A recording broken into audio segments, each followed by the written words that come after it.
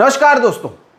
इस पूरे लोकसभा चुनावों में जहां विपक्ष की ओर से यह बार बार कहा गया कि अगर बीजेपी सत्ता में लौटती है तो वो बाबा साहेब अंबेडकर के संविधान को बदल देगी, तो वहीं अब ऐसा लगता है कि बीजेपी सत्ता में वापस लौटने का भी इंतजार नहीं कर रही है। बाबा साहेब अंबेडकर ने साल 1927 में जिस मनुस्मृति को जलाकर जात पात और भेदभाव खत्म करने की लड़ाई लड़ी थी, तो वहीं अब स्कूल के बच्चों को उसी मनुस्मृति के कुछ श्लोक पढ़ाए जाएं, ऐसा प्रस्ताव सामने आया है। अब इसे लेकर विवाद बढ़ा तो सरकार ने सफाई दी है। दोस्तों, लेकिन क्या यह संकेत है कि हम हिंदू राष्ट्र की तरफ बढ़ रहे हैं? क्या यह आरएसएस के एजेंडे के तहत किया जा रहा है? नमस्कार दोस्तों, मेरा नाम है सोहित मिश्रा और आज चर्चा करेंगे इसी मुद्दे पर।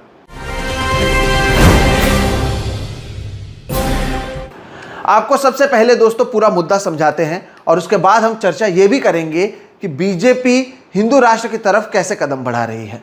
पहले बात करते हैं पूरे मुद्दे की।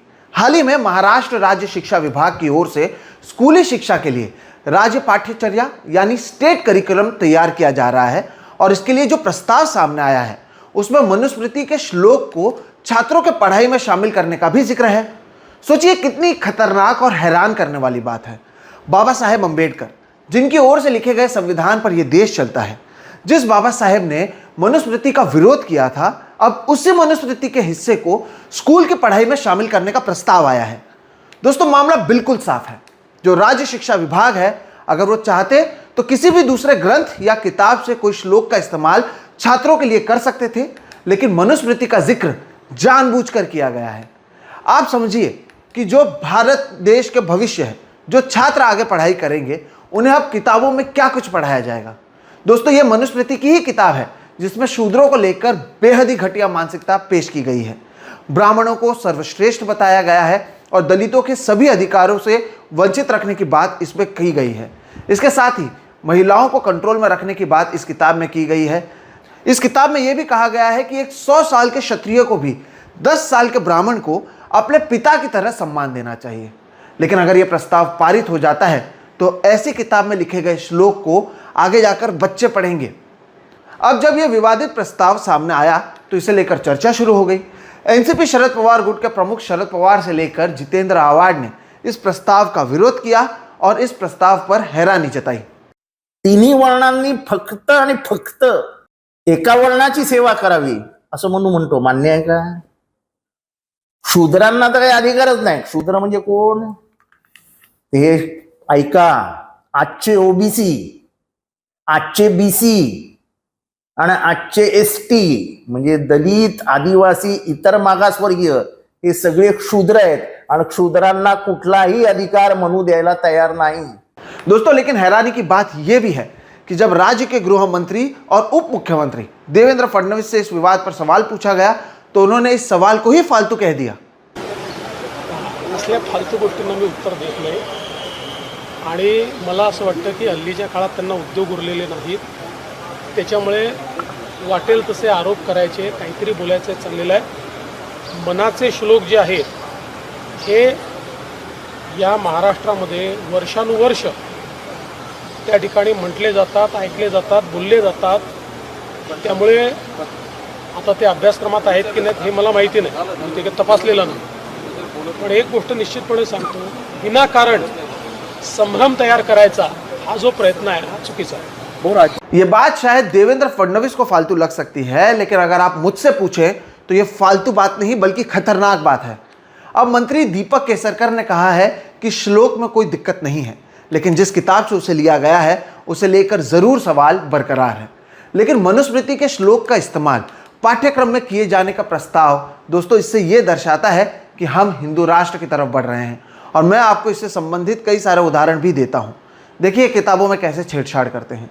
साल 2018 में मंत्री रह चुके सत्यपाल ने डार्विन थियरी पर सवाल उठाते हुए कहा कि किसी ने भी बंदर को इंसान बनते नहीं देखा, इसलिए डार्विन थियरी को स्कूलों में नहीं पढ़ाया जाना चाहिए।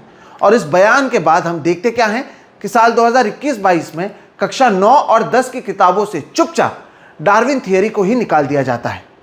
यह तो बस एक उदाहरण है दोस्तों। नरेंद्र मोदी की सरकार ने अपने हिंदुत्व के एजेंडा को बरकरार रखने के लिए अब स्कूली किताबों का इस्तेमाल करना शुरू कर दिया है। नरेंद्र मोदी इस दुनिया के शायद अकेले नेता होंगे जो 21वीं सदी में भी मुगलों से लड़ रहे हैं। इसलिए पिछले कई दशकों से स्कूलों के इतिहास में जिन मुगलों के बारे में बच्चों को पढ़ाया जा रहा था, उसे पिछले कुछ साल से धीरे धीरे गायब कर दिया गया है। कक्षा 7 की किताबों में से दिल्ली सल्तनत के शासक जैसे कि ममलूक, तुगलक, खिलजी को हटा दिया गया है। इसके साथ ही मुगल सम्राट के उपलब्धियों को समर्पित 2 पन्नों को भी खत्म किया गया है। इसके अलावा किताबों में मस्जिद का उल्लेख कर मस्जिद के बारे में विस्तार से बताने वाली जो जानकारी थी उसे हटा दिया गया है। अकबरनामा और बादशाहनामा की जानकारी में भी कटौती की गई है। स्वतंत्रता संग्राम में मौलाना अबुल कलाम आज़ाद के योगदान को भी इन किताबों से गायब किया गया है। इस कटौती के पीछे एनसीईआरटी का दावा है कि छात्रों के बोझ को वो कम करना चाहते हैं, लेकिन हकीकत यह है दोस्तों कि बीजेपी इसके जरिए ये बताना चाहती है कि ये देश हिंदू राष्ट्र है और इसमें दूसरे धर्म के लोगों का कोई भी योगदान नहीं है। ये आप समझ लीजिए। बीजेपी को केवल मुस्लिमों से ही परेशानी नहीं है, आप ये भी समझिए, अपने अतीत से भी वो परेशान है। इसलिए आप पाएंगे कि इतिहास की किताबों से महात्मा गांधी की हत्या करने वाले नथुराम गोडसे का आरएसएस कनेक्शन जो था उसे हटा दिया गया है। इसके अलावा महात्मा गांधी की ओर से धर्मनिरपेक्षता की बात को भी हटा दी गई है और 2002 गुजरात दंगे का भी जिक्र पूरी तरीके से साफ कर दिया गया है।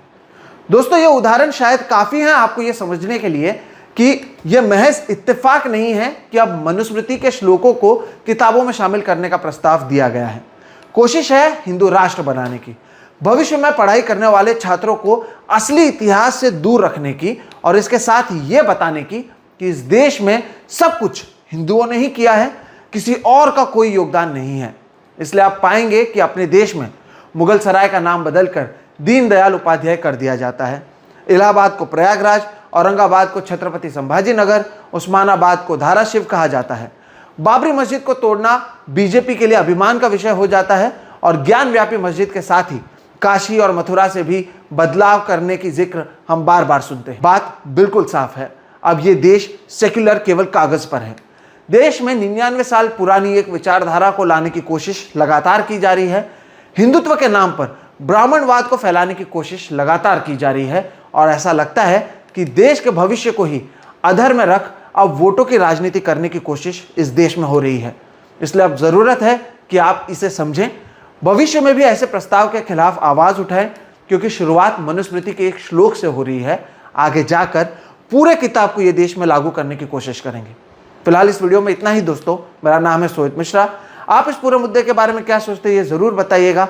हमारी कोशिश आपको बताने की ये है कि कैसे किताबों के ज़रिए अब राजनीति हो रही है, वोट बैंक की राजनीति हो रही है और इसमें देश के जो विचारधारा है, जो अलग अलग धर्म के लोग हैं, उन्हें एक तरीके से किनारे पर रखा जा रहा है। आप इस वीडियो के बारे में क्या सोचते हैं ज़रूर बताइए। पसंद आए तो इसे लाइक करें, दूसरों के साथ साझा करें और अगर अब तक चैनल को सब्सक्राइब नहीं किया है तो वो भी कर लें। हम इस तरह के वीडियोस लगातार करते हैं। आप देख रहे हैं सोहित मिश्रा ऑफिशियल। मेरा नाम है सोहित मिश्रा। नमस्कार।